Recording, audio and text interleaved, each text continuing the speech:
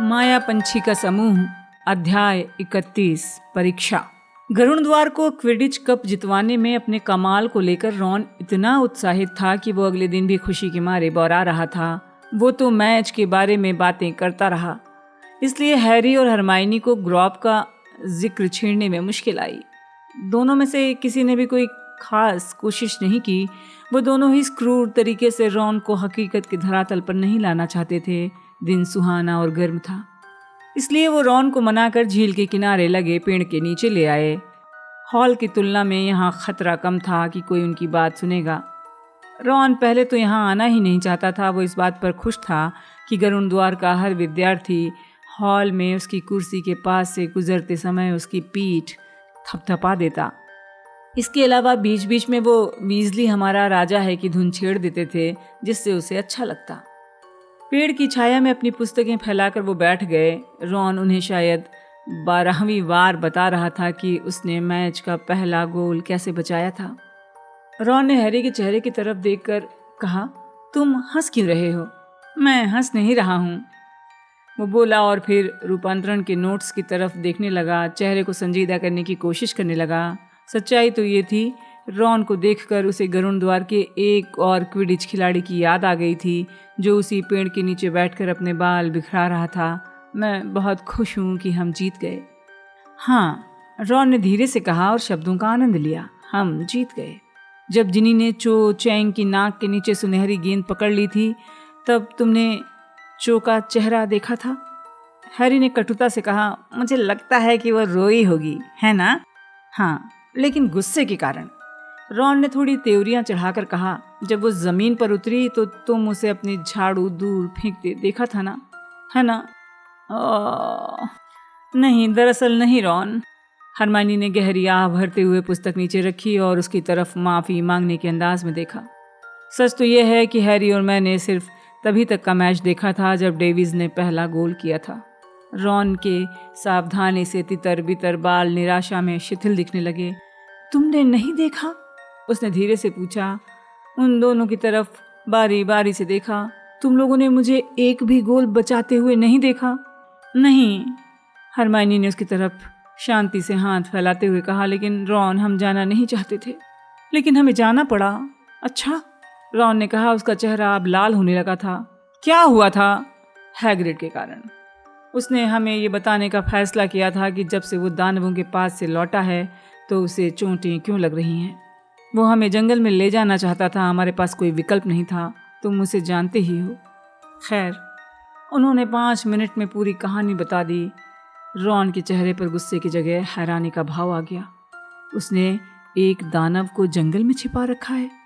हाँ, हैरी ने गंभीरता से कहा। नहीं, रॉन बोला, जैसे उसके ये कहने से ये गलत हो जाएगा कि नहीं, वो ऐसा नहीं कर सकता। हरमाइनी ने दृढ़ता से कहा, उसने ऐसा ही किया है। ग्रॉप लगभग 16 फुट ऊंचा है। चीड़ के 20 फुट ऊंचे पेड़ों को उखाड़ने में उसे मज़ा आता है। और उसने हंसकर कहा, मुझे वो हरमी के नाम से जानता है। रॉन के मुंह से घबराहट भरी हंसी निकली। और हैग्रिड चाहता है कि हम उसे अंग्रेजी सिखाएं, हैरी ने कहा। रॉन ने लगभग सहमी आवाज़ में कहा, वो पागल हो गया है। हाँ, हरमाइनी ने चिढ़कर कहा और मध्यवर्ती रूपांतरण का एक पन्ना पलटकर उन चित्रों की श्रृंखला की तरफ देखने लगा जिसमें कुल्लू दूरबीन में बदल रहा था। हाँ, मैं सोच रही हूँ वो पागल हो गया है, लेकिन दुर्भाग्य से उसने हैरी और मुझसे वादा ले लिया है। तब तो तुम लोगों को अपना वादा तोड़ना होगा। बस इतनी सी बात है, रॉन ने दृढ़ता से कहा। मेरा मतलब है, देखो, हमारी परीक्षाएं पास हैं। उसने अपना हाथ दिखाया जिसमें अंगूठा और उसके बगल वाली उंगली लगभग छू रहे थे। वैसे ही स्कूल से निकाले जाने से बाल बाल बचे हैं। और नॉर्बर्ट को भूल गए, आरेगॉग को भूल गए। हैरी के भयंकर साथियों के साथ रहने के हमें हमेशा बुरे परिणाम मिले हैं, है ना? मैं जानती हूँ, लेकिन बात यह है कि हमने वादा कर लिया है, हरमाइनी ने धीरे से कहा। रॉन ने अपने बालों पर दोबारा हाथ फेरकर उन्हें सही किया। सोचने लगा, अच्छा, हैग्रिड को अभी तक निकाला नहीं गया है ना? वो इतने लंबे समय तक टिक गया है। हो सकता है टर्म के अंत तक टिक जाए और हमें ग्रॉप के पास जाना ही न पड़े। मैदान में धूप चमक रही थी, जैसे उस पर ताज़ा पेंट किया गया हो। बादल विहीन आसमान चमकती हुई झील पर मुस्कुरा रहा था। जून आ चुका था, लेकिन 5th ईयर के विद्यार्थियों के लिए इसका एक ही मतलब था, उनके OWL की परीक्षा अब सिर पर आ चुकी है। टीचर्स होमवर्क नहीं दे रहे थे। पढ़ाई के इस लगातार माहौल ने हैरी के दिमाग से OWL के अलावा हर चीज़ को निकाल दिया था। हालांकि वो काढ़े की क्लास के दौरान कभी कभार ये सोचता था कि क्या ल्यूपिन ने स्नैप से कहा होगा कि उन्हें हैरी को गुप्त विद्या सिखानी चाहिए। अगर उन्होंने ऐसा किया था तो भी स्नैप ने ल्यूपिन को नज़रअंदाज कर दिया होगा, जैसे इस समय वो हैरी को कर रहे थे। ये हैरी को बहुत अच्छा लग रहा था। स्नैप के अतिरिक्त प्रशिक्षण के बिना वो काफ़ी व्यस्त और तनाव में था। उसे देखकर ये राहत मिली कि हरमाइनी भी इन दिनों व्यस्त थी। अब उसे गुप्त विद्या सीखने के बारे में तंग नहीं करती थी। OWL के करीब आने पर वो अकेली और अजीब व्यवहार कर रही थी। अर्नी मैकमिलन को एक चिढ़ाने वाली आदत पड़ गई थी। वो हर बार पूछता था वो लोग कितनी पढ़ाई कर रहे हैं। एक दिन जड़ी बूटी विज्ञान की क्लास के बाहर लाइन में खड़े खड़े उसने हैरी और रॉन से पूछा, तुम लोग दिन में कितने घंटे पढ़ते हो? क्या पता, रॉन ने कहा। 8 घंटे से कम या ज़्यादा? रॉन ने थोड़ी दहशत में आते हुए कहा, कम। मैं 8 घंटे पढ़ता हूँ, 8 या 9। हर दिन नाश्ते से पहले 1 घंटे पढ़ता हूँ। 8 मेरा औसत है। अच्छे वीकेंड पर मैं 9 घंटे पढ़ लेता हूँ। सोमवार को मैंने 9.5 घंटे पढ़ा था। मंगलवार को इतना अच्छा नहीं रहा, सिर्फ 7.25 घंटे। फिर बुधवार को। इतने में ही प्रोफेसर स्प्राउट ने उन लोगों को ग्रीन हाउस 3 में अंदर बुला लिया और अर्नी मैकमिलन की बातों का सिलसिला थम गया। इस दौरान ड्रैको मैल्फॉय ने दहशत फैलाने का नया तरीका खोजा। वो दोस्तों को जोर जोर से बता रहा था, देखो डैडी और जादूगरी परीक्षा संस्थान की प्रमुख ग्रिसेल्डा मार्चबैंक्स पुराने परिचित हैं। वो हमारे यहाँ डिनर पर आई थी। हैरी ने दहशत में हैरी और रॉन से फुसफुसाकर कहा, क्या तुम्हें लगता है ये सच है? मुझे नहीं लगता कि ये सच है, नेविल ने उनके पीछे से धीरे से कहा, क्योंकि ग्रिसेल्डा मार्चबैंक्स मेरी दादी की सहेली हैं और उन्होंने कभी मेल्फॉय परिवार का जिक्र तक नहीं किया है। वो कैसी हैं, नेविल? हरमानी ने एकदम पूछा। क्या वो कठोर हैं? नेविल ने थोड़ी दबी आवाज में कहा, सच कहूँ तो थोड़ी दादी जैसी हैं। रॉन ने उत्साह बढ़ाते हुए कहा, वैसे उनसे जान पहचान होने से तुम्हें फायदा होगा, है ना? ओह, मुझे नहीं लगता। दादी हमेशा प्रोफेसर मार्चबैंक से कहती रहती हैं कि मैं अपने डैडी जितना अच्छा नहीं हूँ। अच्छा, तुमने तो सेंट मंगोज में देखा ही था दादी कैसी हैं। नेविल ने पहली बार उनके सामने इस बात का जिक्र किया था कि वो लोग जादूगरों के अस्पताल में मिले थे। इस दौरान 5th और 7th ईयर के विद्यार्थियों के बीच एकाग्रता, मानसिक तीव्रता और नींद भगाने वाली चीज़ों का काला बाजारी तेजी से लोकप्रिय हो रही थी। हैरी और रॉन बेरूफियों के मस्तिष्क अमृत से बहुत ललचाए थे, जो उन्हें चीलघात के 6th ईयर के AD कर्मिकेल ने देने का प्रस्ताव रखा था। उसने कसम खाकर कहा था इसी के कारण उसे पिछली गर्मी में 9 आउटस्टैंडिंग OWL मिले थे। वो सिर्फ 12 गैलियन में 1 पिंट देने का प्रस्ताव रख रहा था। लेकिन इससे पहले कि वो सौदा पक्का कर पाते, हरमाइनी ने कार्मिकेल की बोतल को जब्त करके उसे टॉयलेट में उड़ेल दिया। रॉन चिल्लाया, हरमाइनी, हम उसे खरीदना चाहते थे।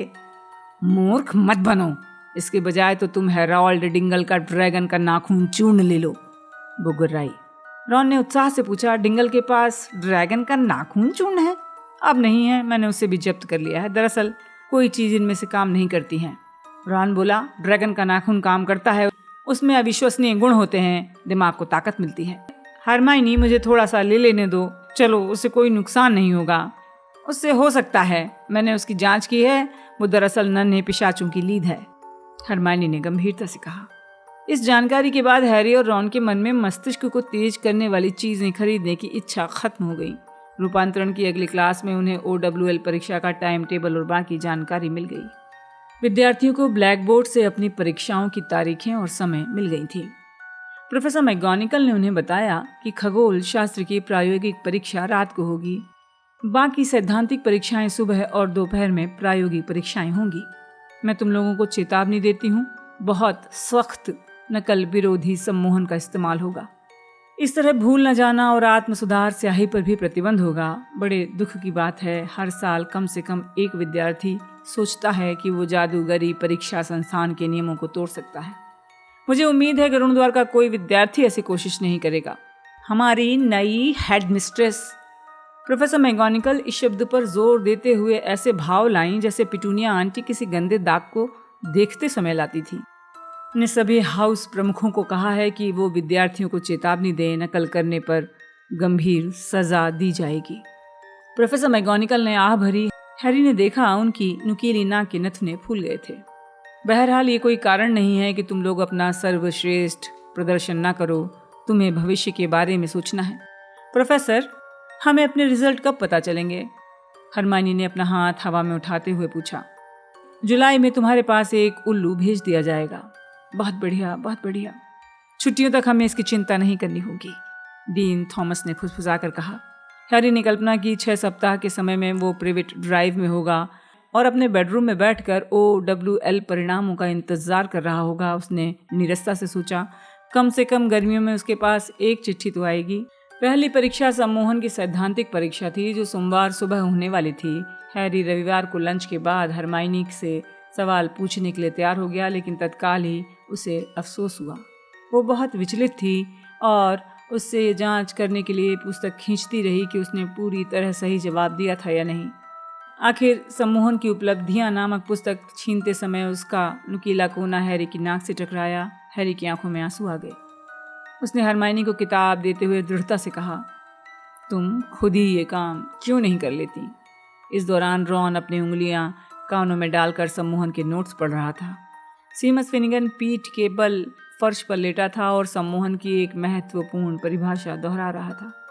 डीन मंत्रों की मानक पुस्तक ग्रेड 5 से उसके जवाब की जांच कर रहा था। पार्वती और लेवेंडर मूलभूत चलित सम्मोहन का अभ्यास कर रही थी। उस रात का डिनर काफी खामोशी में हुआ। हैरी और रॉन ने ज्यादा बातचीत नहीं की, लेकिन जमकर खाया क्योंकि उन्होंने सारे दिन जोरदार पढ़ाई की थी। वो प्रवेश हॉल में देखते हुए धीरे से बोली, हे भगवान, क्या वो लोग आ गए हैं? क्या यही परीक्षक हैं?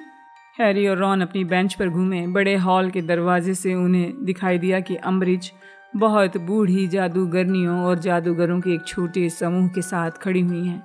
हैरी को यह देखकर खुशी हुई कि अम्बरिज थोड़ी घबराई हैं। रॉन ने कहा, करीब चलकर देखें। हैरी और हरमाइनी ने सिर हिला दिए। वो जल्दी से दरवाजे से निकलकर प्रवेश हॉल में पहुंचे और चौखट पर पहुंचकर धीमे चलने लगे ताकि परीक्षकों की बातें सुन सके। हैरी ने सोचा, प्रोफेसर मार्चबैंक्स नाटी जादूगरनी होंगी जिनकी कमर झुकी हुई थी और चेहरे पर इतनी लकीरें थीं जैसे मकड़ी का जाला लगा हो। अम्बरिज उनसे विनम्रता से बातें कर रही थीं। प्रोफेसर मार्चबैंक्स थोड़ा ऊंचा सुनती होंगी क्योंकि वे प्रोफेसर अम्बरिज को बहुत जोर से जवाब दे रही थी, हालांकि वो सिर्फ 1 फुट दूर खड़ी थी। यात्रा अच्छी रही। हम यहाँ पहले भी कई बार आ चुके हैं। देखो, काफी दिनों से डंबलडोर की कोई चिट्ठी नहीं आई है। जैसे उन्हें उम्मीद हो कि वो अचानक किसी झाड़ू की अलमारी के पीछे से प्रकट हो जाएंगे। मुझे लगता है उनका पता ठिकाना मालूम नहीं चला होगा। बिल्कुल नहीं, अम्बरिज ने हैरी, रॉन और हरमाइनी की ओर बुरी निगाह डालते हुए कहा, जो अब सीढ़ियों के नीचे मंडरा रहे थे। लेकिन मुझे उम्मीद है कि जादू मंत्रालय उन्हें जल्दी ही पकड़ लेगा। मुझे नहीं लगता, जब तक कि डंबलडोर खुद सामने ना आना चाहें। मैं जानती हूँ, जब वो NEWT में पढ़ते थे तो मैंने रूपांतरण और सम्मोहन में उनकी परीक्षा ली थी। वो छड़ी से ऐसे काम लेते हैं जो मैंने पहले कभी नहीं देखे थे। नाटी प्रोफेसर मार्चबैंक्स चिल्लाई। अच्छा, प्रोफेसर अम्बरिज ने कहा। हैरी, रॉन और हरमाइनी संगमरमर की सीढ़ियों पर इतनी धीमे चल रहे थे जितनी वो हिम्मत कर सकते थे। वो आगे बोली, मैं आप लोगों को स्टाफ रूम दिखा देती हूँ। मुझे लगता है आप लोग सफ़र के बाद चाय पीना पसंद करेंगे। ये एक बेचैन शाम थी। सभी विद्यार्थी आखिरी रिवीजन करने की कोशिश कर रहे थे, लेकिन कोई कामयाब नहीं हो सका। हैरी जल्दी ही बिस्तर पर चला गया। उसे अपने कैरियर संबंधी मुलाकात याद आई जिसमें मैगोनिकल ने आवेश में ऐलान किया था कि वो ऑरर बनने में उसकी हर संभव मदद करेंगी, भले ही ये उनकी जिंदगी का आखिरी काम हो। वो जानता था कि वो अकेला ही नहीं जाग रहा है। कमरे में कोई नहीं बोला और आखिर एक एक करके वो सब सो गए। अगले दिन नाश्ते के समय 5th ईयर के विद्यार्थियों में से किसी ने भी बातचीत नहीं की। नाश्ता खत्म होने के बाद 5th और 7th ईयर के विद्यार्थी प्रवेश हॉल के करीब ही रहे, जबकि बाकी विद्यार्थी क्लासों में चले गए। फिर 9:30 बजे हर क्लास को बड़े हॉल में दोबारा दाखिल होने के लिए पुकारा गया। बड़ा हॉल ठीक उसी तरह जमा हुआ था जैसा हैरी ने स्मृति पात्र में देखा था, जब उसके डैडी सीरियस और स्नैप अपने OWL की परीक्षाएं दे रहे थे। चारों हाउसों की टेबल अब हट चुकी थी। उनकी जगह बहुत छोटी टेबलें आ गई थीं। ये टेबल हॉल के सिरे तक लगी स्टाफ टेबल के सामने थी। प्रोफेसर मैगोनिकल ने कहा, तुम लोग शुरू कर सकते हो। उन्होंने अपने पास वाले डेस्क पर एक विशाल घड़ी का बटन दबा दिया। हैरी अपने पेपर की तरफ मुड़ा। उसका दिल तेजी से धड़क रहा था। उसके दाहिनी तरफ 3 कतार छोड़कर 4 सीट आगे हरमाइनी लिखना शुरू कर चुकी थी। हैरी की पहले सवाल पर नजर पड़ी, वस्तुओं को उड़ाने के लिए आवश्यक मंत्र और छड़ी की गतिविधि का वर्णन करें। हैरी को हवा में ऊंचे उड़ने वाले एक मुदगर की याद आई जो एक दैत्य की मोटी खोपड़ी पर जोर से पड़ा था। धीरे से मुस्कुराते हुए वो झुका और लिखने लगा। पेपर इतना बुरा नहीं था, है ना? हरमाइनी ने 2 घंटे बाद प्रवेश हॉल में चिंता से कहा। वो अब भी पेपर पकड़ी थी। मुझे लगता है कि मैं खुशनुमा सम्मोहनों के साथ न्याय नहीं कर पाई। मेरा समय खत्म हो गया था। क्या तुमने हिचकी रोधक सम्मोहन लिखा? मुझे यकीन नहीं था कि मुझे ये करना चाहिए था। ये बहुत बड़ा लग रहा था। और सवाल 23। हरमाइनी, रॉन ने सख्ती से कहा, हम ये सज़ा एक बार पहले झेल चुके हैं। हम हर परीक्षा दोबारा नहीं देंगे। एक बार करना ही पर्याप्त बुरा है। 5th ईयर के विद्यार्थियों ने स्कूल के बाकी विद्यार्थियों के साथ लंच किया। फिर वो अपने बड़े हॉल के पास वाले छोटे कमरे की तरफ चल दिए, जहां उन्हें तब तक इंतज़ार करना था जब तक कि उन्हें प्रायोगिक परीक्षा के लिए ना बुलाया जाए। हरमाइनी का नाम पुकारा गया। वो कांपती हुई एंथनी गोल्डस्टीन, ग्रेगरी गोयल और डेफ्ने ग्रीन ग्रॉस के साथ कमरे में चली गई। जिन विद्यार्थियों की परीक्षा हो चुकी थी वो वापस नहीं आए, इसलिए हैरी और रॉन को पता नहीं चल पाया कि हरमाइनी का प्रदर्शन कैसा रहा। रॉन ने कहा, उसका प्रदर्शन अच्छा ही रहेगा। याद है, सम्मोहन के टेस्ट में उसे 112% अंक मिले थे। 10 मिनट बाद प्रोफेसर फ्लिटविक ने पुकारा, Parkinson, pansy, Patil Padma, Patil Parvati, Potter Harry. शुभकामनाएं, रॉन ने धीरे से कहा। हैरी बड़े हॉल में गया। उसने छड़ी इतनी कसकर पकड़ रखी थी कि उसका हाथ कांपने लगा था। प्रोफेसर टॉफ्टी खाली हैं पॉटर, प्रोफेसर फ्लिटविक ने चूं चूं करती आवाज़ में कहा। उन्होंने हैरी को बहुत बूढ़े और गंजे परीक्षक की तरफ भेजते हुए कहा, जो दूर वाले कोने में एक छोटी टेबल के पास बैठे थे। थोड़ी दूर पर प्रोफेसर मार्चबैंक्स ड्रैको मैल्फॉय की आधी परीक्षा ले चुकी थी। पॉटर हैं? प्रोफेसर टॉफ्टी ने अपने नोट्स के ऊपर से देखते हुए कहा। मशहूर पॉटर। अपनी आंख के कोने से हैरी ने साफ देखा कि मैल्फॉय ने उस पर एक गुस्से भरी निगाह डाली। जिस शराब के गिलास को मैल्फॉय हवा में उठा रहा था वो फर्श पर गिरकर टूट गया। हैरी अपनी मुस्कुराहट नहीं दबा पाया। प्रोफेसर टॉफ्टी ने मुस्कुराकर उसका हौसला बढ़ाया। कोई बात नहीं, घबराने की ज़रूरत नहीं है। अब तुम इस अंडे के कप को ले लो और इसमें कुछ गुलाटियाँ लगवाओ। कुल मिलाकर हैरी ने सोचा, अच्छा हुआ उसका आकाशगामी सम्मोहन मैल्फॉय से तो बहुत अच्छा था। वो सोच रहा था अगर रंग परिवर्तन और वृद्धि सम्मोहन मंत्रों में गड़बड़ नहीं होती, हालांकि हैरी ने तत्काल अपनी गलती सुधार ली थी, तो बहुत अच्छा होता। उसे खुशी मिली कि उस वक्त हरमाइनी हॉल में नहीं थी। रॉन को उसने ये बात बता दी क्योंकि रॉन ने एक डिनर प्लेट को एक बड़े मशरूम में बदल दिया था और उसे ज़रा भी पता नहीं था कि ये कैसे हुआ। उस रात को आराम करने का मौका नहीं था। वे लोग डिनर के बाद सीधे अपने हाउस के हॉल में गए और अगले दिन रूपांतरण की परीक्षा के लिए रिवीजन करने लगे। हैरी जब बिस्तर पर गया तो उसके दिमाग में जटिल मंत्र और सिद्धांत गूंज रहे थे। अगली सुबह लिखित परीक्षा में वो एक परिवर्तनकारी मंत्र की परिभाषा भूल गया, लेकिन उसने सोचा उसका प्रैक्टिकल उम्मीद से ज़्यादा अच्छा हुआ था। कम से कम वो अपने जानवर को पूरा ओझल करने में कामयाब हो गया था। जबकि अगली टेबल पर बेचारी हन्ना एबॉर्ड का दिमाग पूरी तरह घूम गया था। उसने अपने नेवले को पक्षियों में बदल दिया था, जिससे परीक्षा 10 मिनट तक रोकनी पड़ी। बुधवार को उनकी जड़ी बूटी विज्ञान की परीक्षा थी। इसमें एक दांतों वाले जिरेनियम ने उसे काट लिया था। इसके अलावा हैरी का प्रदर्शन अच्छा था। और फिर गुरुवार को गुप्त कलाओं से रक्षा की परीक्षा थी। पहली बार हैरी को यकीन था कि वो पास हो गया है। उसे किसी भी लिखित सवाल में कोई दिक्कत नहीं आई। और प्रैक्टिकल परीक्षा के दौरान उसे अम्बरिज के सामने मंत्रों के तोड़ और रक्षात्मक मंत्र प्रदर्शित करने में खास मज़ा आया। अम्बरिज प्रवेश हॉल के दरवाजे के पास खड़ी होकर देख रही थी। जब हैरी ने बहरूपिया ओझलीकरण मंत्र का बेहतरीन प्रदर्शन किया तो प्रोफेसर टॉफ्टी चिल्लाए, जो एक बार फिर हैरी की परीक्षा ले रहे थे। ओह शाबाश, बहुत बढ़िया। मुझे लगता है कि बस हो गया पॉटर, जब तक कि वो थोड़ा आगे झुक गया। मैंने अपने दोस्त टाइबेरियस ऑगडेन से सुना है कि तुम पितृदेव उत्पन्न कर सकते हो बोनस पॉइंट के लिए। हैरी ने अपनी छड़ी उठाई, सीधे अम्बरिज की तरफ देखा और मन में खुशी भरा विचार सोचा कि उन्हें बर्खास्त किया जा रहा है। पितृदेव संरक्षणम। उसकी छड़ी के सिरे से चांदी जैसा मृग बाहर निकला और हॉल में दौड़ने लगा। सभी परीक्षक मुड़कर उस मृग को देखने लगे। जब ये सफेद धुंध में खो गया तो प्रोफेसर टॉफ्टी ने उत्साह से तालियां बजाईं। बहुत बढ़िया पॉटर, अब तुम जा सकते हो। हैरी जब अम्बरिज के पास से निकला तो उनकी नजरें मिली। उनके चौड़े पोपले मुंह के चारों तरफ एक बुरी सी मुस्कान थी, लेकिन उसे परवाह नहीं थी। अगर वो बहुत ज्यादा गलत नहीं था तो उसे अभी अभी एक आउटस्टैंडिंग OWL मिला था।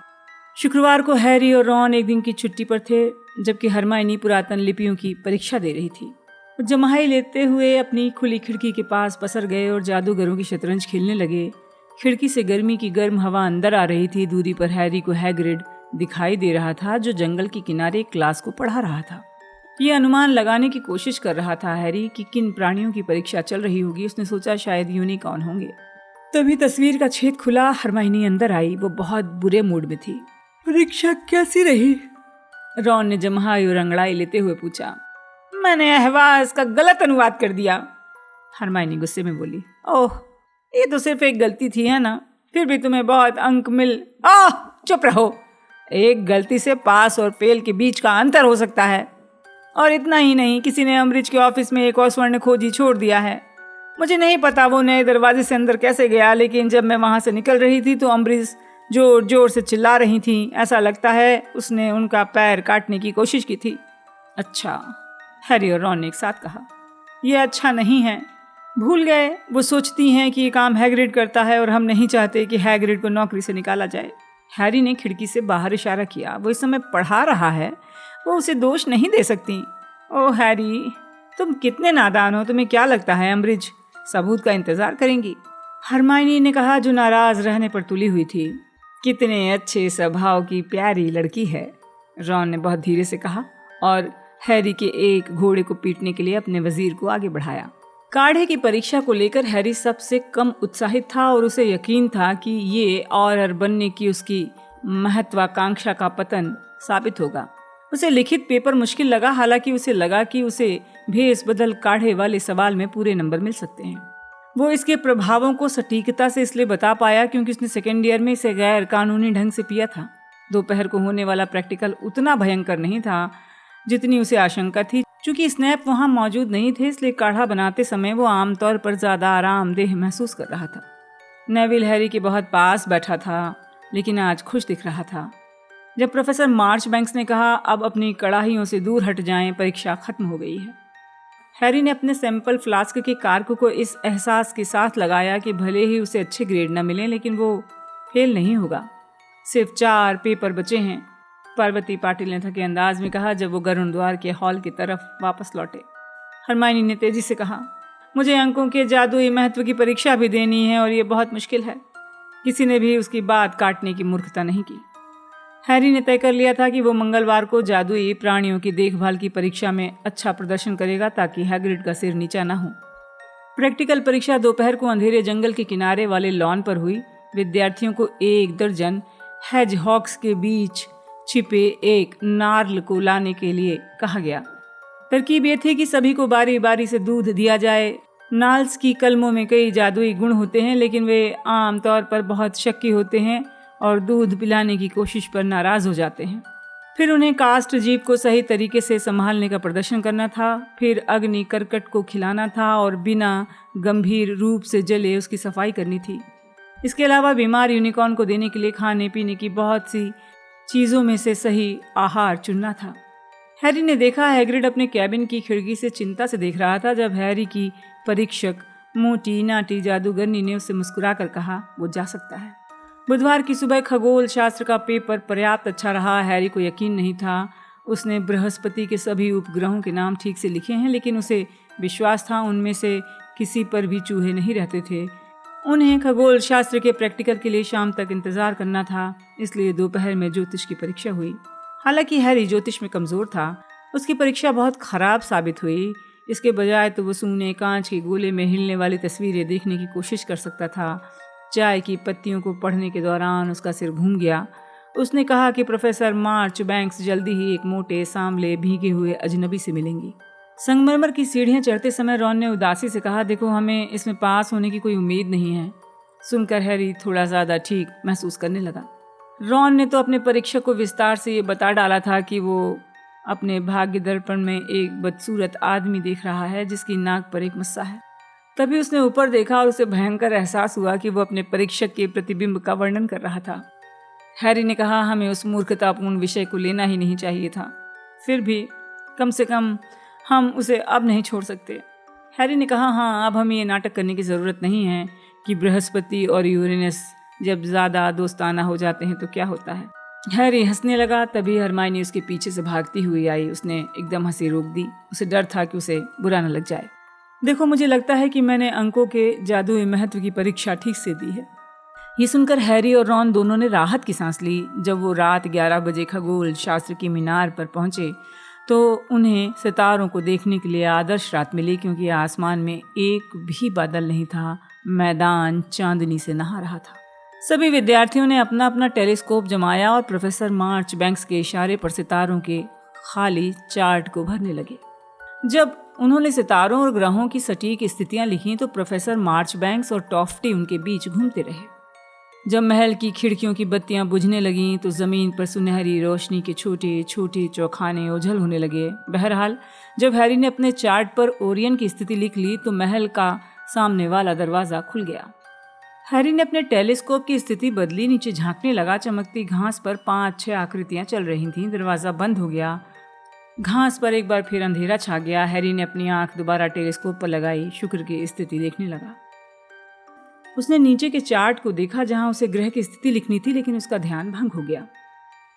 इतनी दूर से भी हैरी उन आकृतियों में सबसे मोटी आकृति की चाल से पहचान गया जो आगे चल रही थी। वो सोच ही नहीं पाया अम्बरीज आधी रात के बाद बाहर क्यों टहल रही हैं। फिर उसके पीछे कोई खांसा। उसे याद आया परीक्षा आधी बची है। वो शुक्र की स्थिति बिल्कुल भूल गया था। उसने अपनी आंख टेलीस्कोप पर जमाई, शुक्र को खोजा और चार्ट पर उसकी स्थिति लिखने लगा। तभी उसे दूरी पर एक दस्तक सुनाई दी जिसकी आवाज वीरान मैदान में गूंजने लगी। उसने धड़कते दिल से देखा। हैग्रिड के कैबिन की खिड़कियों पर रोशनी थी। जिन लोगों को उसने लॉन पार करते देखा था उनकी आकृतियां खिड़कियों के सामने दिख रही थी। हैरी परेशान हो गया। उसने मुड़कर देखा कि जो उसने देखा था वो रॉन या हरमाइनी ने देखा था या नहीं, लेकिन उसी पल प्रोफेसर मार्चबैंक्स उसके पीछे आ गईं। वो उनके सामने इधर उधर ताका झांकी नहीं करना चाहता था। वो तेजी से सितारों के चार्ट पर झुका और नोट्स लिखने का नाटक करने लगा। उसने अपनी गर्दन पर प्रोफेसर मार्चबैंक्स की नजरें महसूस की। उसने एक बार फिर अपनी आंख टेलीस्कोप पर लगाई और चंद्रमा की तरफ देखने लगा। हालांकि वो 1 घंटे पहले उसकी स्थिति लिख चुका था। जैसे ही प्रोफेसर मार्चबैंक्स हिली, उसे दूर वाले कैबिन से एक गर्जना सुनाई दी जो अंधेरे में गूंजती हुई खगोल शास्त्र की मीनार तक पहुंच गई।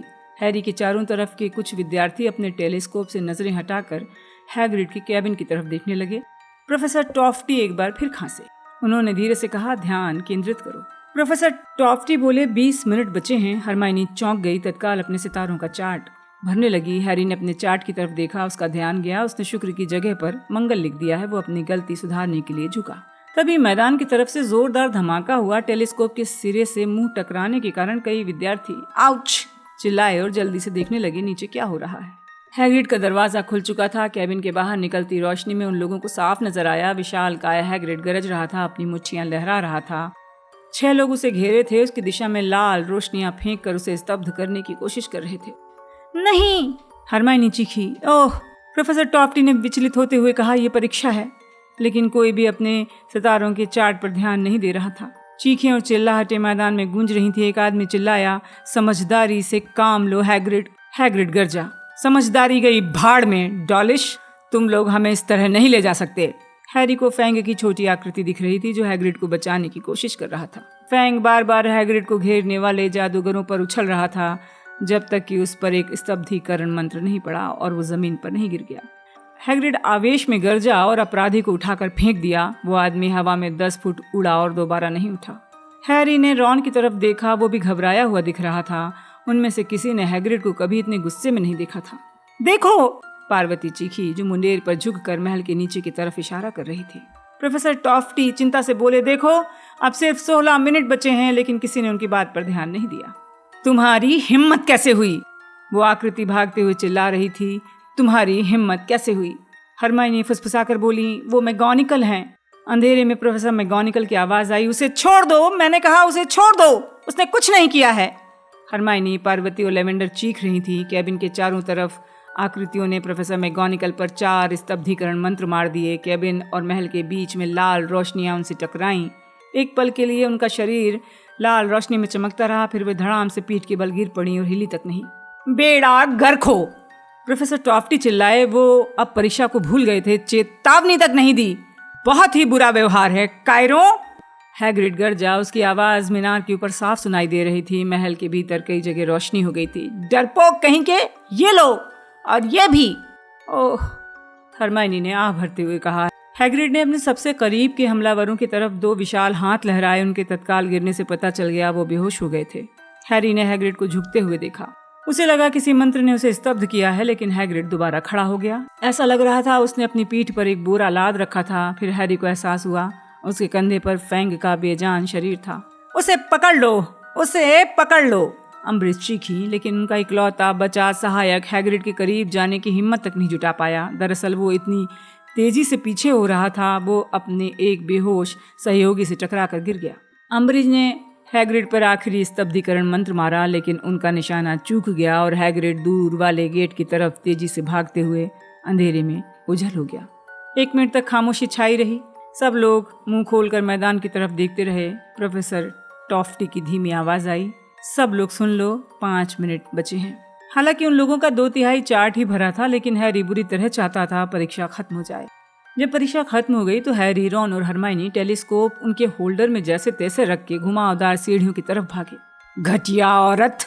हरमाइनी ने आह भरी, जो अब इतने गुस्से में थी कि उसके मुंह से शब्द नहीं निकल रहे थे। रात के अंधेरे में हैग्रिड को चोरी से पकड़ना चाहती थी। अर्नी मैकमिलन ने समझदारी से कहा। जो उनके पास आ गया था वो स्पष्ट रूप से ये नहीं चाहती थी ट्रिलोनी जैसी घटना दोबारा हो। हैग्रिड ने अच्छा किया है ना? रॉन ने कहा, जो प्रभावित, कम और चिंतित ज्यादा लग रहा था। मंत्र उससे टकराकर दूर क्यों छिटक गए? उसके दानव रक्त के कारण ऐसा हुआ होगा। हरमाइनी ने कांपती आवाज में कहा, दानवों को स्तब्ध करना बहुत मुश्किल होता है। वो दैत्यों की तरह होते हैं, सचमुच बहुत सख्त। लेकिन बेचारी प्रोफेसर मैगोनिकल, 4 स्तब्धीकरण मंत्र सीधे उनकी छाती पर पड़े हैं और वो बहुत जवान नहीं है, है ना? भयंकर, भयंकर! अर्नी ने अपना सिर आडंबर से हिलाते हुए कहा, अच्छा, मैं सोने जा रहा हूँ, सबको गुड नाइट। उनके चारों तरफ के विद्यार्थी जा रहे थे। वो अब भी रोमांचित होकर उस घटना के बारे में बात कर रहे थे जो उन्होंने अभी अभी देखी थी। रॉन ने कहा, कम से कम वो हैग्रिड को अज़्काबान तो नहीं ले जा पाए। मुझे लगता है वो डंबलडोर के पास गया होगा। मुझे भी ऐसा ही लगता है। हरमाइनी ने कहा। उसकी आंखें आंसुओं के करीब लग रही थी। ओह, ये तो बहुत ही बुरा हुआ। मैं सोच रही थी डंबलडोर जल्दी ही लौट आएंगे, लेकिन अब तो हैग्रिड भी चला गया। वो लोग गरुड़ द्वार हॉल की तरफ लौटे। ये पूरा भरा था। मैदान में हंगामे के कारण विद्यार्थी जाग गए थे। सीमस और डीन, हैरी, रॉन और हरमाइनी से पहले ही गरुड़ द्वार के हॉल में पहुंच गए थे। सबको बता रहे थे उन्होंने क्या देखा। लेकिन हैग्रिड को अब क्यों निकालना? एंजेलिना जॉनसन ने पूछा। ये ट्रिलोनी जैसा नहीं है, वो तो इस साल पहले ही ज्यादा अच्छा पढ़ा रहा था। अम्बरीज अर्धमानवों से नफरत करती है। वो हमेशा से हैग्रिड को बाहर निकालना चाहती थी, हरमाइनी ने कटुता से कहा और कुर्सी पर लुढ़क गई। केटीबेल ने कहा, और वो सोच रही होगी कि हैग्रिड उसके ऑफिस में स्वर्ण खोजी छोड़ रहा है। धत तेरे की। ली जॉर्डन ने अपना मुंह ढकते हुए कहा, उसके ऑफिस में स्वर्ण खोजी तो मैं छोड़ रहा था। फ्रेड और जॉर्ज 2 स्वर्ण खोजी देकर गए थे। मैं खिड़की से उन्हें ऊपर पहुंचा रहा था। डीन बोला, उसे तो हैग्रिड को निकालने का बहाना चाहिए था। हैग्रिड डंबलडोर से बहुत करीब था। सच है, हैरी ने कहा। वो भी हरमाइनी के पास की एक कुर्सी में लुढ़क गया। लेवेंडर ने आंसू भरते हुए कहा, मैं बस ये सोच रही हूँ प्रोफेसर मैगोनिकल ठीक हो जाएं। कॉलिन क्रीवी बोला, हमने अपने कमरे की खिड़की से देखा था। वो प्रोफेसर को महल तक ला रहे थे। उनकी हालत अच्छी नहीं दिख रही थी। एलिसिया स्नेपेट ने दृढ़ता से कहा, मैडम पॉम्फ्री उन्हें ठीक कर देंगी। वो आज तक नाकामयाब नहीं हुई हैं। सुबह लगभग 4 बजे हॉल खाली हुआ। हैरी की आंखों में नींद का नामो निशान नहीं था। हैग्रिड के अंधेरे में भागने का दृश्य उसे सता रहा था। वो अम्बरीज पर इतना गुस्सा था कि सोच ही नहीं पा रहा था कि इस औरत के लिए सबसे बुरी सजा कौन सी होगी। हालांकि रॉन ने सुझाव दिया था उसे भूख से तड़प रहे विस्फोटक अग्निडंकों के आगे डाल देना चाहिए। भयंकर प्रतिशोध की कल्पना करते करते वो सो गया। 3 घंटे बाद जागा तो उसे महसूस हुआ उसकी नींद पूरी नहीं हुई है। उसकी आखिरी परीक्षा जादू का इतिहास थी, जो दोपहर के पहले नहीं होनी थी। हरी का मन हुआ नाश्ता करने के बाद सो जाए। जब वो हरमाइनी के दिए 3.5 फुट ऊंचे नोट्स के ढेर को पढ़ने लगा तो उसने कोशिश की कि उसे नींद ना आए। 5th ईयर के विद्यार्थी 2 बजे बड़े हॉल में दाखिल हुए, अपनी जगह पर बैठ गए। परीक्षा के पेपर उनके सामने उल्टे रखे थे। हैरी बुरी तरह थका हुआ था। वो चाहता था ये परीक्षा ख़त्म हो, वो चैन से सो जाए। फिर कल वो और रॉन क्विडिच पिच पर जाएंगे। वो रॉन की झाड़ू पर उड़ेगा और रिवीजन से मुक्ति का आनंद लेगा। अपने पेपर सीधे कर लो। प्रोफेसर मार्चबैंक्स ने हॉल के सामने कहा। विशाल घड़ी चालू कर दी। तुम लोग शुरू कर सकते हो। हैरी ने पहले सवाल की तरफ घूरा। कुछ सेकंड बाद उसे ध्यान आया। उसे इसका एक भी शब्द समझ नहीं आया था। एक ऊंची खिड़की पर एक मधुमक्खी भनभना रही थी। धीरे धीरे काफी कष्ट से वो जवाब लिखने लगा। उसने आगे की तरफ ऐसे सवाल की तलाश की जिसका वो सही जवाब दे सके। सवाल नंबर 10 को देखकर उसकी आंखों में चमक आ गई। उन परिस्थितियों का वर्णन करें जिसमें अंतर्राष्ट्रीय जादूगर महासंघ की स्थापना हुई और ये स्पष्ट करें कि लेक्टेनस्टीन के जादूगरों ने इसमें शामिल होने से इनकार क्यों किया था। मुझे ये आता है, हैरी ने सोचा। वो शिथिल महसूस कर रहा था। उसे हरमाइनी की लिखाई में एक हेडिंग दिखाई दे रही थी, अंतर्राष्ट्रीय जादूगर महासंघ की स्थापना। ये नोट्स उसने आज सुबह ही पढ़े थे। हैरी के चारों तरफ कलमें चर्मपत्रों पर भाग रही थीं और चूहों की तरह घिसट रही थी। धूप उसके सिर को गर्म कर रही थी। बोनाकोड ने लेक्टेनस्टीन के जादूगरों को आहत करने के लिए क्या किया था? हैरी को लगा इसका दैत्यों से कोई संबंध था। उसने दोबारा पार्वती के सिर के पिछले हिस्से की तरफ सूनेपन से घूरा। काश वो गुप्त घुसपैठ कर सके और उसके सिर के पीछे की खिड़की खोलकर देख सके कि दैत्यों के बारे में ऐसा क्या था जिस कारण पियरे, बोनाकोड और लेक्टेनस्टीन के जादूगरों के बीच टकराव हो गया था। हैरी ने अपनी आंखें बंद कर ली, अपना चेहरा हाथों में छिपा लिया ताकि उसकी आंखों की पुतलियां ठंडी हो जाएं। बोनाकोड दैत्यों का शिकार रोकना चाहता था और दैत्यों को अधिकार देना चाहता था, लेकिन लेक्टेनस्टीन को दुष्ट पहाड़ी दैत्यों की प्रजाति के साथ दिक्कतें आ रही थीं। हाँ, यही बात है। उसने अपनी आंखें खोली। वो दुख रही थी। चमकते सफेद चर्मपत्र को देखते ही उसमें पानी भर गया। धीरे से उसने दैत्यों के बारे में 2 लाइनें लिखी। फिर उसने अब तक की अपनी लिखी हुई बातें पढ़ी। वो बहुत कम लिख पाया था, हालांकि उसे पता था कि महासंघ पर हरमाइनी के नोट्स कई पन्ने लंबे थे। उसने अपनी आंख दोबारा मूंद ली, याद करने की कोशिश की। महासंघ की पहली मीटिंग फ्रांस में हुई थी। हाँ, वो ये पहले लिख चुका है। पिशाचों ने इस सभा में शामिल होने की कोशिश की थी, लेकिन उन्हें बाहर निकाल दिया गया था। वो ये पहले लिख चुका है और लेक्टेनस्टीन से कोई नहीं आना चाहता था। सोचो, उसका चेहरा हाथों में था जबकि उसके चारों तरफ कलमें लगातार जवाब लिख रही थीं और विशाल घड़ी में बालू गिरती जा रही थी। वो एक बार फिर रहस्य विभाग की तरफ जाने वाले ठंडे अंधेरे गलियारे में जा रहा था। काला दरवाजा हमेशा की तरह उसके लिए खुल गया। वो एक गोलाकार कमरे में पहुंच गया जिसमें कई दरवाजे थे। वो आखिरी कुछ फुट दौड़कर तीसरे दरवाजे तक पहुंचा जो बाकी दरवाजों की तरह खुल गया। एक बार फिर वो चर्च जैसे कमरे में पहुंच गया जो शेल्फों और कांच के गोलों से भरा हुआ था। 97 नंबर तक पहुंचकर वो बाईं तरफ मुड़ा। 2 कतारों के बीच दूर फर्श पर आकृति हिल रही थी। एक काली आकृति फर्श पर किसी घायल जानवर की तरह हिल रही थी। हैरी का पेट डर से, रोमांच से सिकुड़ गया। उसके मुंह से आवाज निकली, एक ऊंची ठंडी आवाज जिसमें दया का नामो निशान नहीं था। तुम इसे उठाकर मुझे दे दो, इसे उठा लो अभी। मैं इसे नहीं छू सकता, लेकिन तुम छू सकते हो। फर्श की काली आकृति थोड़ी हिली। हैरी ने देखा लंबी उंगलियों वाले उसके सफेद हाथ में एक छड़ी थी। उसने अपनी ऊंची ठंडी आवाज में कहा, पीड़ितो। फर्श वाला आदमी दर्द से चीखने लगा। उसने खड़े होने की कोशिश की लेकिन छटपटाकर गिर गया। हैरी हंसने लगा। उसने अपनी छड़ी उठाई जिससे शाप उठ गया और आकृति कराहने लगी, स्थिर हो गई। लॉर्ड वोल्डेमार्ट इंतजार कर रहे हैं। जमीन पर गिरा आदमी धीरे धीरे अपने कांपते हुए हाथों के बल कुछ इंच ऊपर उठा, सिर हिलाने लगा। उसका चेहरा खून से लथपथ था। वो दर्द के मारे कांप रहा था, लेकिन गुस्से के कारण शरीर सख्त था। सीरियस फुसफुसाया, इससे पहले मैं अपनी जान दे दूंगा। जाहिर है आखिर में मैं तुम्हारी जान ले लूंगा। ठंडी आवाज आई, लेकिन उससे पहले तुम्हें मुझे वो चीज उठाकर देनी होगी। ब्लैक, तुम सोचते हो कि तुम दर्द झेल सकते हो? हमारे पास बहुत समय है और किसी को तुम्हारी चीख सुनाई नहीं देगी। लेकिन जब वोल्डेमॉर्ट ने दोबारा अपनी छड़ी नीचे की तो कोई चीखा और गर्म डेस्क के पत्थर के ठंडे फर्श पर गिर गया। जमीन से टकराते ही हैरी हड़बड़ाकर जाग गया। हालांकि वो अब भी चीख रहा था। उसके निशान में बहुत तेज दर्द हो रहा था और वो बड़े हॉल में था।